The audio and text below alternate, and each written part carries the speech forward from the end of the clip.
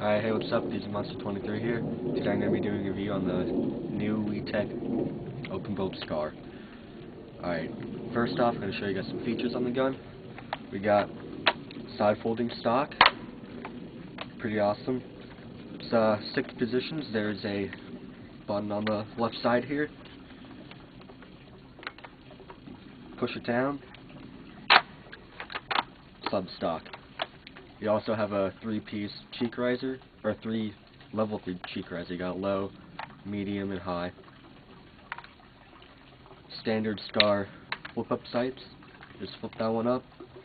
And for the front side over here, there's a button you press, and you can flip it up. Got entire upper rail, 2 side rails, bottom rail. As you can see, I have a vertical grip on the bottom rail. Alright, now this gun was originally the brass tube SCAR. Bought off someone very cheap, and then I put the new open bolt system in it. Very easy, very cheap to convert it compared to buying a brand new SCAR for, over $300. So it works great. As you can see here, I have a different pistol grip. Not the M4's type you get in the box. Alright, moving on to the receiver.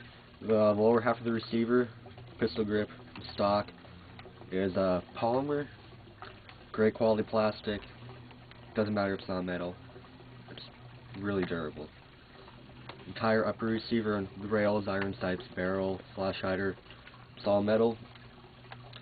One thing I want to point out is that your barrel that you buy online from your SCAR, you won't have that long of a barrel. I have a barrel extension on here. I'm going to show you guys quick.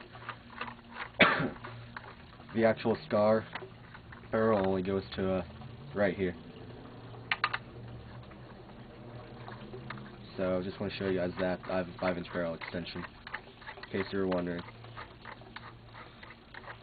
You're also going to have an orange flash hider, but I have a black one on mine. Alright, here, both on the left and the right side of the gun, you have sling mounts. So you got a sling, you put them on, 2-point. You have ambidextrous selector switch, as you can see right here. And you have an ambidextrous mag release. The button on the right, and then this button on the left. Alright. Magazines, running green gas, propane, CO2, whatever you want. CO2 mags are different from the green gas and propane, so choose carefully what you buy. Mags hold 30 rounds, and the gas goes in the bottom of the mag. There's a hole on the bottom here, I'll show you. Just take the propane, stick it right in, and you're good to go.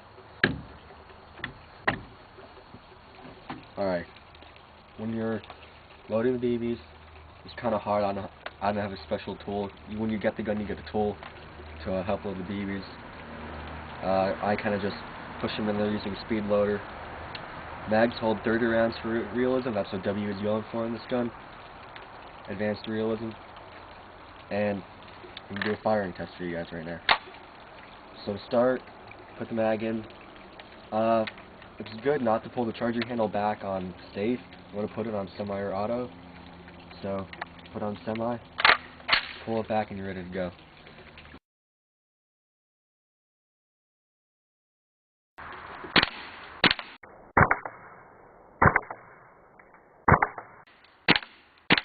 Alright, as you can see, every shot the charging handle moves back. Left side of the gun, this is going to move back too. You're obviously going to see that. That's the bolt. Alright, I'm going to do a burst of full auto for you guys.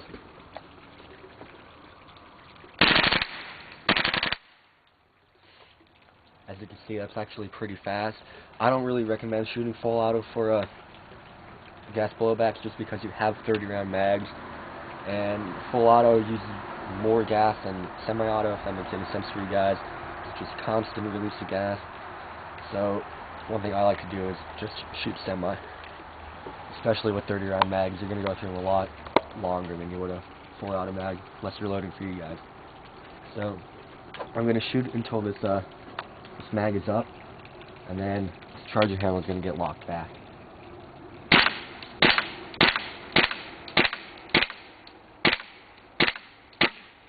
Alright, last shot. Charging handle gets locked back. Take out the mag. I know, my mag, there's always one BB left. It's not really a problem. So, as you can see here, charging handle's locked back using the bolt catch. Bolt catch is stuck up. On the other side of the gun, this is the what the open bolt system looks like on the inside. Nothing there, just black. And then you have your hop-up right here. The hop-up is a little difficult to adjust, and if you have like long fingernails or like flathead screwdriver, you'll be perfectly fine, but it's just a pain sometimes to adjust it just because you don't know how far it's going because it's kind of tight. When you're adjusting the hop-up, turning the wheel up gives it more hop, and turning the wheel down gives it less hop. Alright, and then to release the bolt back forward, you just press the bolt catch on the other side right here, and just like this, releases forward. If you had another mag, you could put another mag and then push it forward instead of pulling it back again. So, just like a real gun.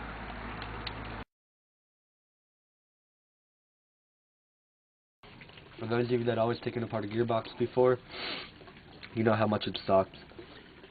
This thing is amazing to take apart. You take a gearbox apart 2 or 3 times in one night, and you're like, hell no, can't do this anymore. Taking apart the Scar, you're not gonna want to ever have it together. You want to constantly want to take it apart. It's so much fun. All right, first off, we have this one receiver pin right here. Usually when you first get the Scars, they're pretty tight, and people recommend like a hammer, like a screwdriver to knock them out. But mine's not bad. I could just push it out, pull it out just like that. Upper receiver comes right off. As you can see, you have your entire trigger assembly here. One thing I've seen in other videos you guys want to like watch out for is this wheel and that pin. Sometimes that pin could fall out after, you know, extended use. So it's obviously not going to fall out when you first get the gun, but after extended use of however many couple thousand rounds, that pin might become loose. So you just want to watch that. And a simple fix for that is just put like a nail in there and weld it together so that wheel is still there. But it's not a problem with the gun. The guy that happened to it said he had the Scar for over like a year and a half. So guys, don't worry about that. Alright, you have your bolt catch here too. I failed to mention in the video that about my review of the Wii Scar that pressing the bolt catch while holding the bolt back keeps the bolt held back and just let it go and stays there. And then to release the bolt, you just press this big part right here. I don't know who doesn't know that, but in case you don't, now you know. Alright, stock. You pull right off. The new spring guide compared to the AWSS Scar, it's a lot more power. As you can see, it just flew out of the gun.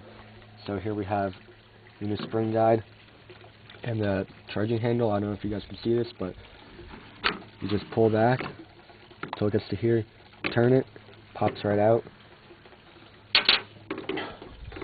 Here's your bolt and bolt carrier with the open bolt system in it, right here.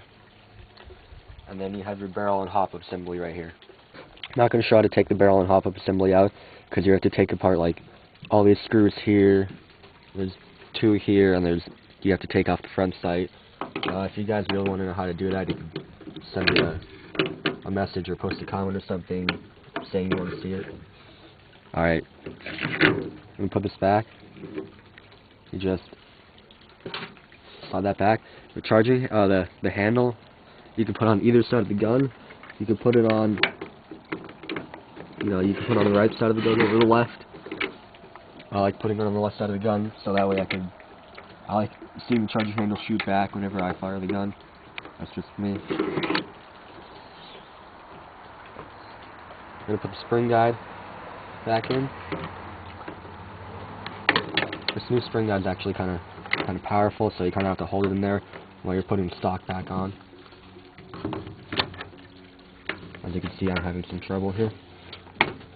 Stock back on.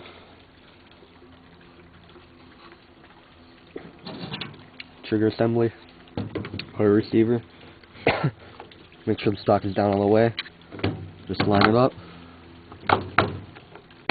Push the pin back in. And that's the breakdown of the Wii Scar. Thanks for watching, everybody.